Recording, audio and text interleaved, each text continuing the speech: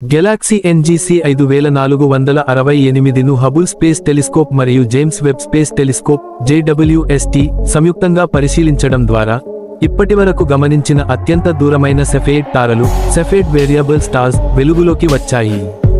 సెఫేడ్లు చాలా ముఖ్యమైన ఖగోళ మైలురాళ్లు. వీటి ప్రకాశ తీవ్రత పెళ్లబడి మారుతూ ఉంటుంది మరియు ఆ పెళ్లబాటు కాలం దాని అంతర్గత ప్రకాశాన్ని నిర్దేశిస్తుంది. దీని ఆధారంగా ఖగోళ శాస్త్రవేత్తలు వాటి దూరాన్ని ఖచ్చితంగా లెక్కించగలుగుతారు.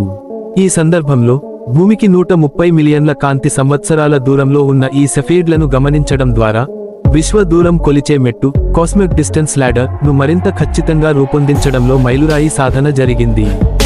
ఈ సెఫేడ్లకు తోడు ఎన్జీసీ 5468లో ఒక టైప్ A సూపర్ నోవా కూడా ఉంది.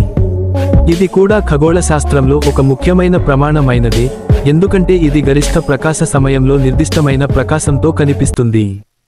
ఈ సెఫేడ్లు మరియు సూపర్నోవా మీద అధ్యయనం చేయడం ద్వారా ఖగోళ శాస్త్రవేత్తలు విశ్వ దూరాలను కొలవడాన్ని సరిచూసుకుని మరింత ఖచ్చితతను పొందగలుగుతారు. ఇది కేవలం ఆ గెలాక్సీపై అర్థాన్ని పెంచడమే కాకుండా విశ్వ విస్తరణ రేటును అంటే హబుల్ స్థిరాంకాన్ని హబుల్ కాన్స్టెంట్ కొలవడంలో కీలకంగా పనిచేస్తుంది. హబుల్ మరియు స్ట్ర సంయుక్త పరిశోధన ఈ పరిశ్రమలో ఉన్న కొలతల మధ్య వ్యత్యాసాలను పరిష్కరించడంలో సహాయపడుతూ విశ్వ విస్తరణ మరియు ఖగోళ శాస్త్రంపై మన అవగాహనను మరింత లోతుగా చేస్తుంది. Thanks for watching. Have a good day friends.